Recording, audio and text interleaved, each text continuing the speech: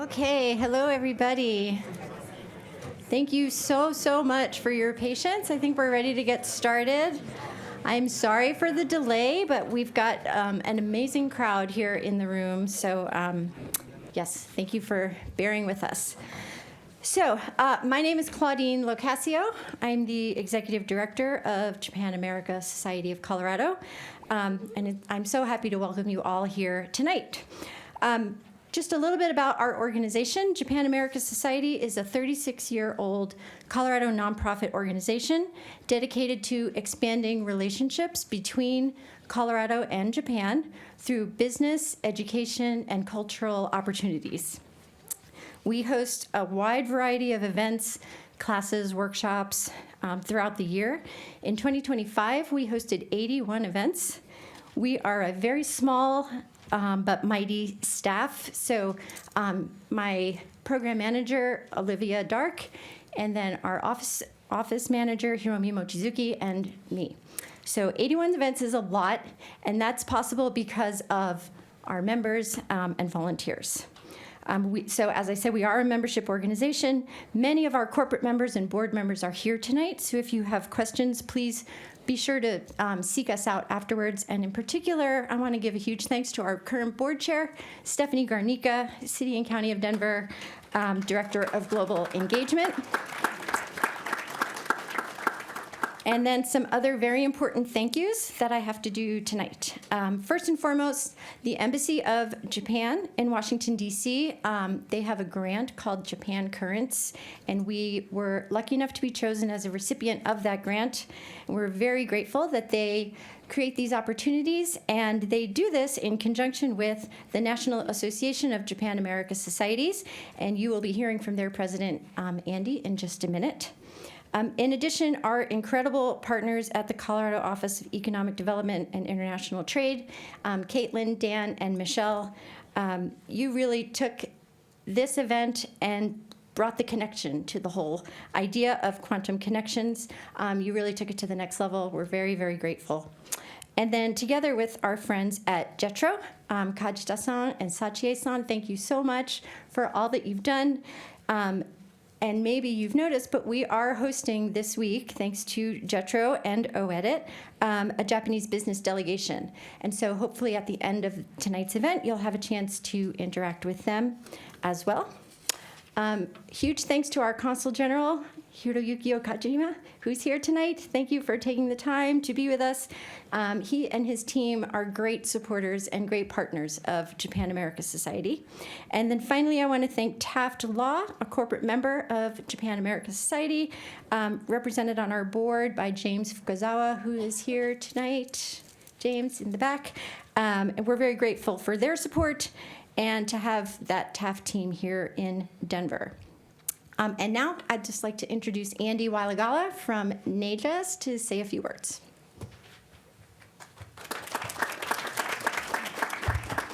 Hi, everybody. Thank you very much, Claudine. Andrew Wailagala from National Association of Japan America Societies, and I'm really happy to be here, not least of all because it's perfectly balmy here in comparison to the freezy, icy cold weather that Washington, D.C. and the whole East Coast has right now. I'm also delighted because this is now the fifth in a series of these 12 talks that Claudine referred to, the Japan Currents series that the Japanese embassy had the foresight to set up several years ago. And it's running strong this year with a dozen entries. And so double thanks to the government of Japan, Consul General Okajima, and our embassy colleagues for supporting this. And thanks to Claudine for putting this program together. We have a network of 40 societies, and what Claudine and her team are doing here in Colorado ranks up at the top in terms of innovative programming and activity. And we're just so glad that you put your hand up for this grant, because it blossomed into something very special with our friends from Japan and the support of JETRO to put together a program like that. And I think it's a model we're going to try to bring occurring elsewhere in the country. We started the program in Philadelphia in, I think it was late October, and the topic was biotech.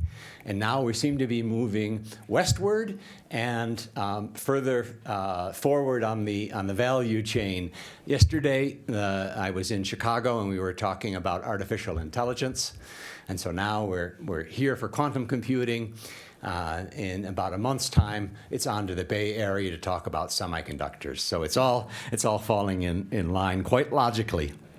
Quick word about NAGIS, this society, very unique, like the Japanese-U.S. relationship. There's no other bilateral partnership I know that has a platform and an infrastructure like this. 40 societies in 25 states doing 1,500 events in the course of the year. What we do from Washington, grants like this series, some mentoring and training and support for this incredible network of societies, and then we bring folks together for various networking opportunities like our annual conference. And finally, we try to advocate for and present in all of its strength and importance the U.S.-Japan relationship on a national level.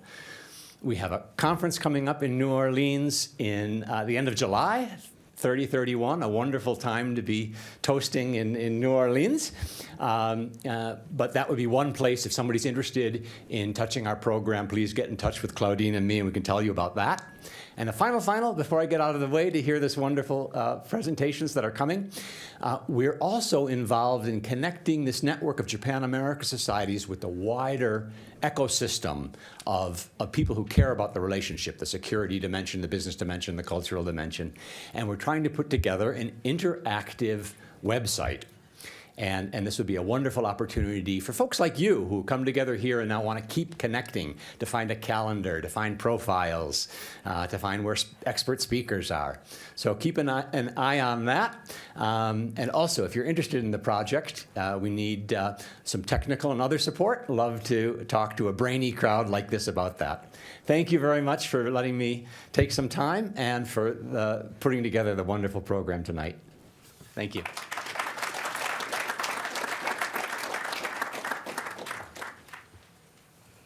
Okay, thank you, Andy. For those of you who I haven't had the pleasure of meeting, my name is Michelle Hadwiger. I'm the Director of Global Business Development for the Office of Economic Development and International Trade and Office of Governor Jared Polis. And just wanted to particularly, again, point out Claudine and the Japan-America Society of Colorado and thank her for hosting this excellent event. We're grateful to have been a part of this event in the past, and this is our second iteration of the event, and we're really thrilled to advance the relationship between Colorado and Japan. Are very appreciative of the JETRO team for bringing a delegation here, as well as the private sector from Colorado to share their expertise, and our economic development organizations, partners, and our Consul General support have been an excellent way to advance our ever-growing relationship between Colorado and Japan. We've been thrilled to host you for the last couple of days, and we hope that you've had an engaging time while you've been here, as well as a good overview of what the Colorado weather might look like. Some days it's warmer, some days it's colder, and some days it snows and some days it doesn't, but it's always sunny. So hopefully you've gotten a chance to not only hear us say that we have 300 days of sunshine, but see a little bit of that as well. So thank you for coming. Rather than use my time to echo or compete with what you will hear from panelists and from our Elevate Quantum team, I'm going to use this time to talk a little bit about our relationship that exists between Colorado and Japan and reinforce the strong relationship that we have through a little bit of data. So Japan and Colorado already have a significant relationship, and we're building on that connection through events such as this, through different domains of technology areas. Japan remains one of our top 10 trading partners here in Colorado. Last year, we exchanged over $600 million in goods with meat, computers, and electronics machineries, as well as chemicals as our top trading categories. And we've seen strong growth over the last 5 years, with aerospace, defense, and security increasing as another area that we have great expertise to learn from one another on. We've seen substantial bilateral cross-border investment for some time now through companies like Sumitomo, Hitachi, Panasonic, Montbell, iSpace, Astroscale, Terumo BCT, just to name a few of the large Japanese companies that have invested in Colorado.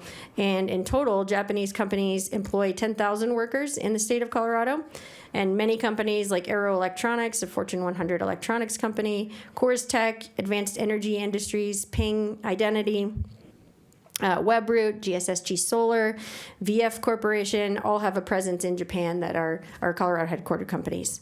And of course, we have a robust exchange of talent through our people-to-people connections and a great existing ecosystem of over almost 5,000 Japanese citizens living here in Colorado and over 11,000 people of Japanese ancestry here in Colorado. There are 10 existing sister city relationships between Colorado and Japan, to include Boulder, Yamagata City, Denver and Takayama City, and then Aspen and Shimokapu Village. And we're increasing some opportunities to access other parts of Japan that might be up and coming that we have not had engagements in yet. And I'd be remiss not to mention our universities and our colleges and the connections that they have in these markets as well. Colorado State University, CU Boulder, Colorado School of Mines maintain strong relationships with Japanese institutions like Kagawa University and Kansai Gaidai University. And I know we've had a number of events at Keio University as well. So looking to advance our research partnerships and exchanges as well. Our ecosystems are quite aligned, which is why we think we have really great opportunity to advance some of these conversations.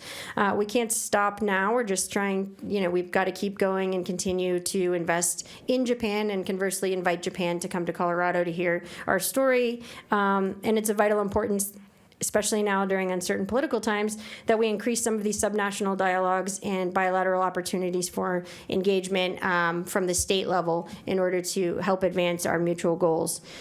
Colorado is one of the most exciting hotbeds of innovation in the U.S., and we continue to remain in the top 10 perennially for patents per capita, business creation rate, startup density, federal funding for research and development, and venture capital's deals and expenditures. And we just got new data that said we have had a record year for venture capital flow into Colorado. We're now sitting at number 5 in the nation for inflow of venture capital deals, and represented within that, we have over 30 federally funded labs that are helping to contribute to this startup innovation entrepreneurial ecosystem. We have 6 research universities, 5 military bases and installations that are here in Colorado. We also have all of the MA&G companies represented here in Colorado, and they also have substantial operations and a significant talent pool here.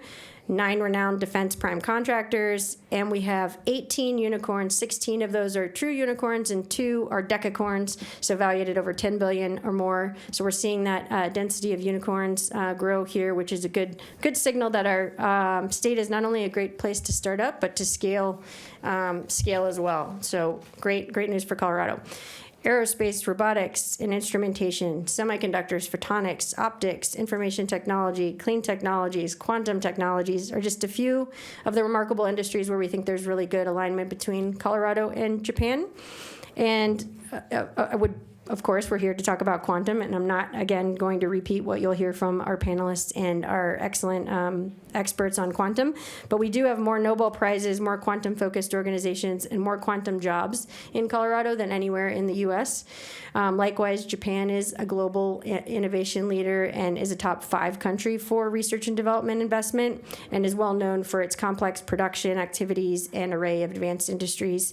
And Japan recently ranked 12th in the Global Innovation Index. So again, really good alignment for strong, advanced, knowledge-intensive industries and economies for us to collaborate on electronics, medical devices, advanced materials, aerospace, precision instrumentation, photonics, optics, and of course, quantum. So we need continued cooperation, and so this event here tonight is designed to highlight that continued cooperation and where we might address some areas of intersection and opportunity.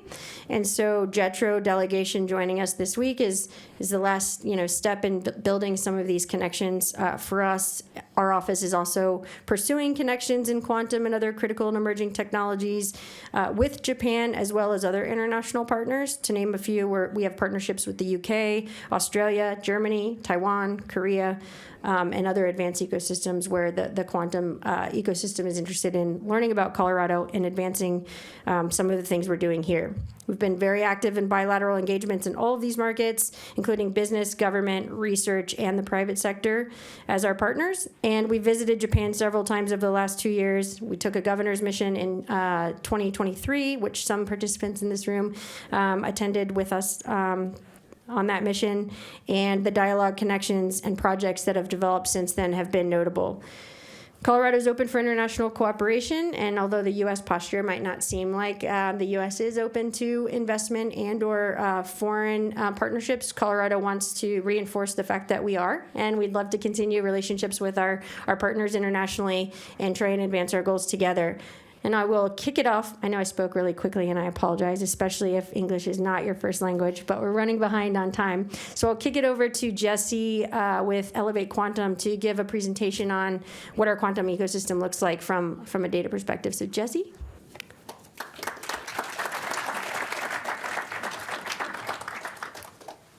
Okay. All right. Well, thank you so much for inviting me here today. I am excited to talk about what the Colorado quantum ecosystem looks like.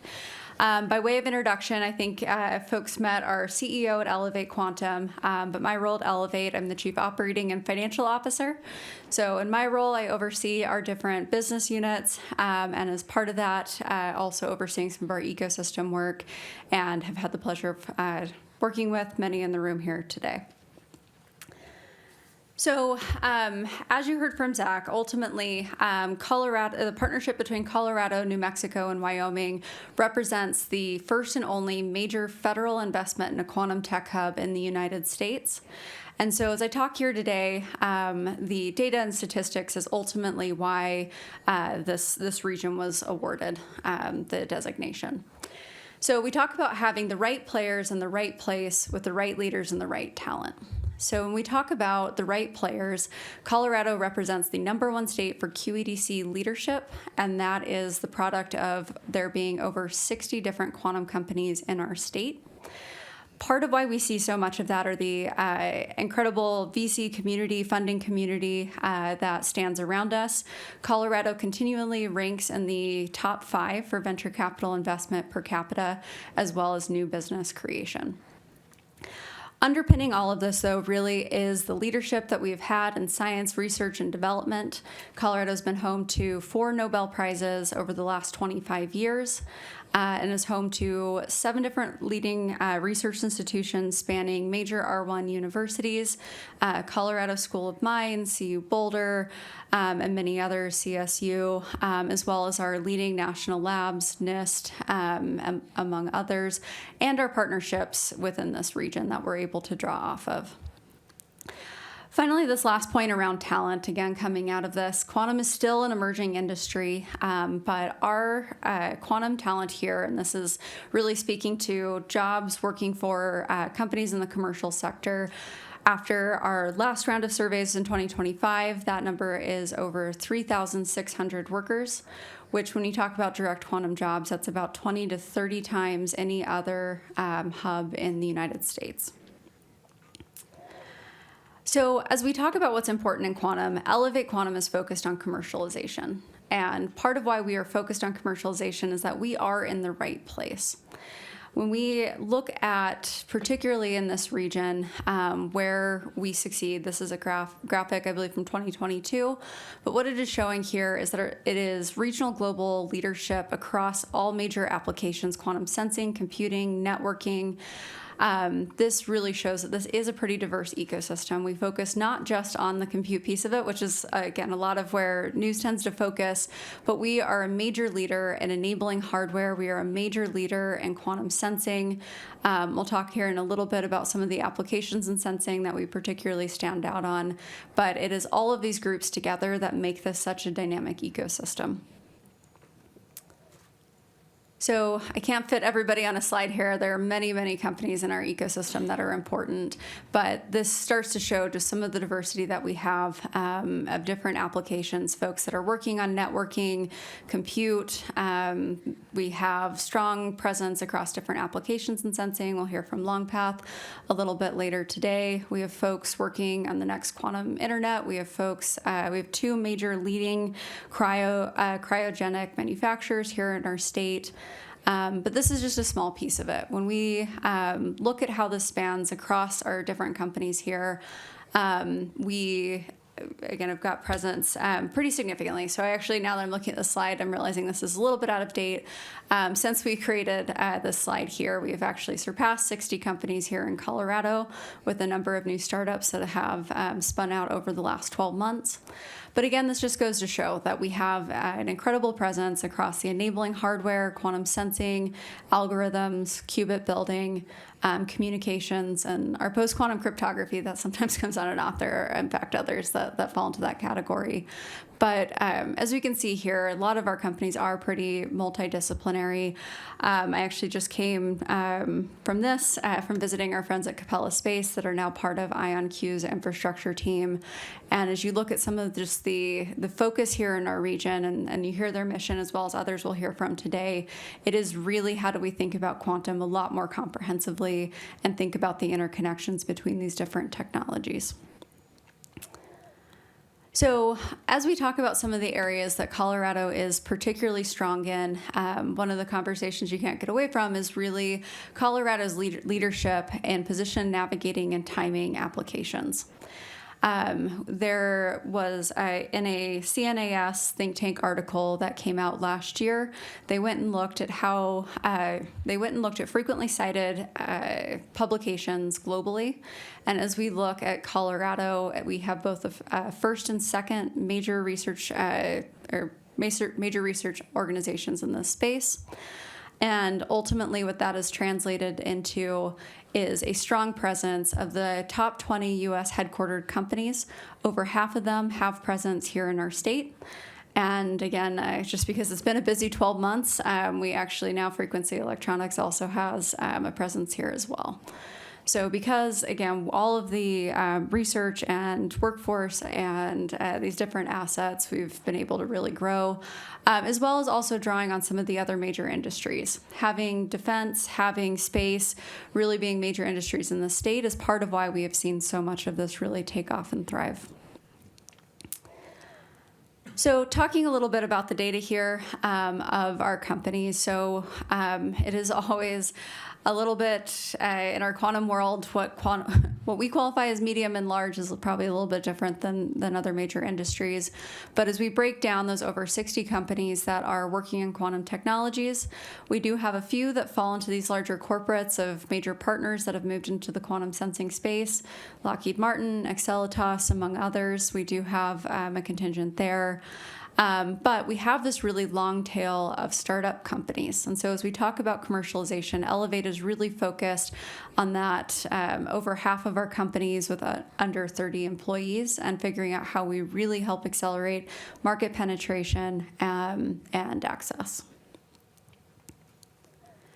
So again, another area of good news since we put this together over the last 12 months, our ecosystem has brought in over an additional $1 billion in funding across equity capital, government loans, and grants.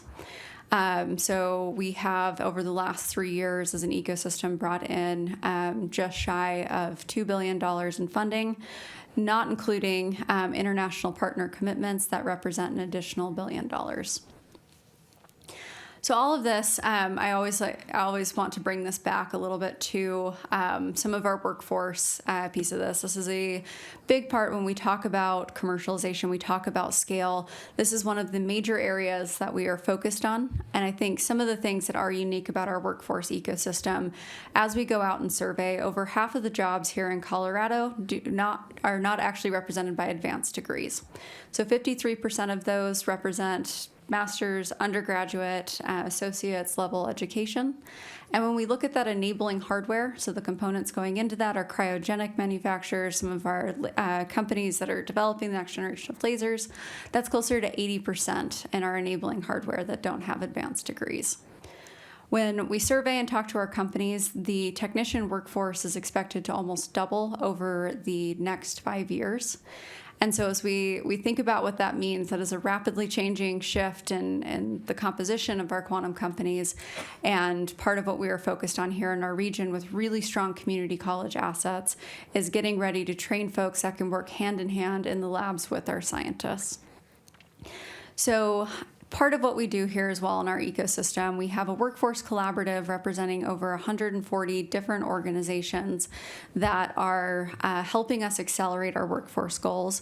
Our goal over the next 5 years is to engage over 10,000 different teachers and students in QIT pathways. And so as we do that, that is both from our own internal programming, but also building on the work of our incredible partners. An example of part of what we do as our workforce collaborative has been partnerships with companies like IBM, Q-Control, and others that have really led the way in developing novel training programs and getting them connected in with our educational partners. It's also helping accelerate some of the amazing programs that we have going on in our community college system, getting them access to the types of equipment so students can get real hands-on experience. So with that, I'm going to close out my remarks here, but happy to answer questions after.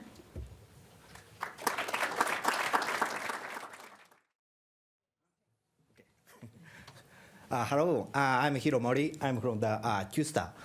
First of all, I would like to express the appreciation to the event organizer today. Also, this week I came to the Colorado as a part of the Japanese delegation. So thanks to the Colorado Office Economic Development of the International Trade, the support, we had the opportunity to visit the startup, NIST, also the university. We understand that Colorado is a big epicenter, especially the quantum. Also that we understand Colorado has a big ecosystem as well. Also, additionally, I get the Denver or the Colorado is a very beautiful city. Also the people. So let me start from my introduction. I work in charge of the Global Consortium Alliance Working Group in QStar.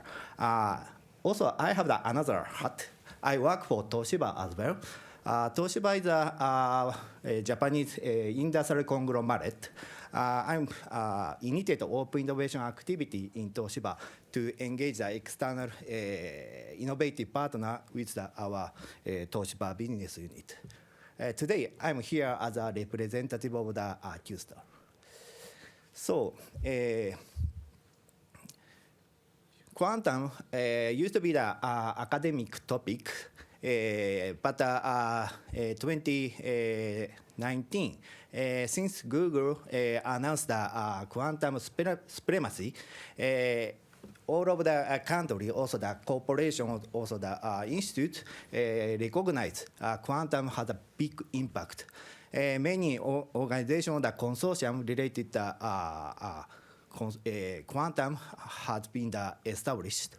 QStar also established in the 2021. Also, the 2025 is another milestone in the quantum. Actually, the last year is a 100 years anniversary since the quantum theory has discovered. UNESCO defined the IYQ, International Year of the Quantum. We celebrate this anniversary.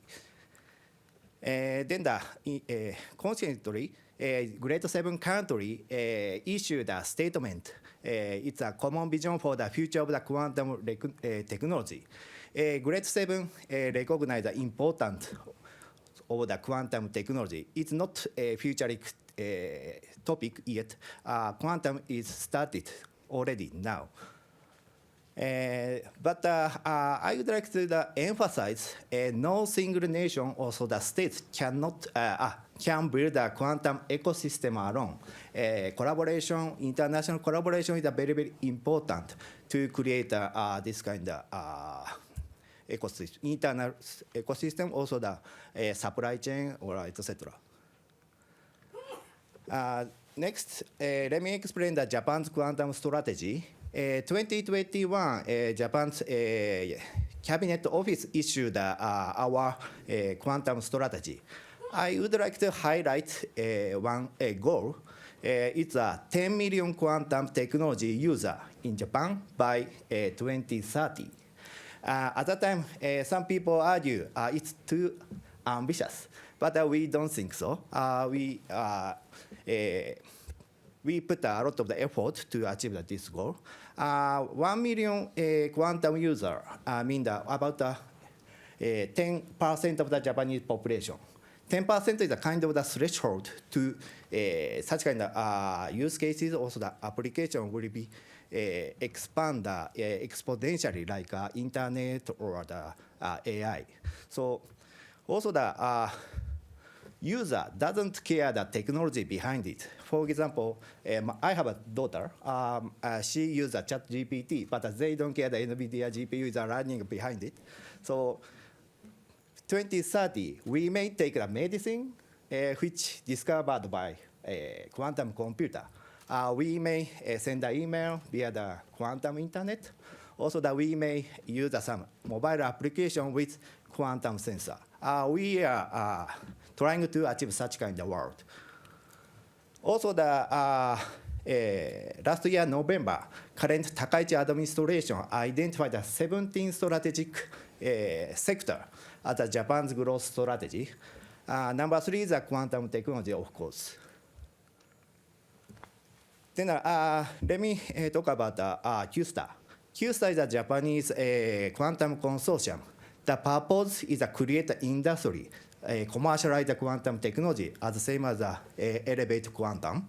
The scope is quantum computer, communication, sensor, algorithms, and software, all of the quantum technology. Toshiba is one of the founder company. Also, now Toshiba also doing the operate as one of the board members. Now QSTAR is 5 years old. 2021, at the beginning, only 11 members. But now, 5 years later, the number of the membership is 150. It's almost 15 times. So it's been the Japanese company expects the quantum power. Also, QSTAR issued a report to the government. Government reflects our report as a voice of the Japanese companies, also the industry. Based on the government issued a national strategy each year. This graph shows the number of the membership company. Interestingly, majority of the QSTAR member is user company. They are not technology company.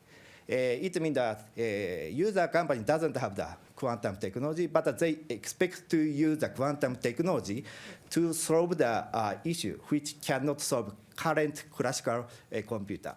But meanwhile, technology vendor like Toshiba, the startup has a technology based on the quantum. QSTAR provide a discussion place to bring the both sides to discuss to find the killer use cases by using the quantum technology. That's the main QSTAR's activity. So this is our organization structure. We have the 9 working groups, also the 7 subcommittee. Subcommittee's activity is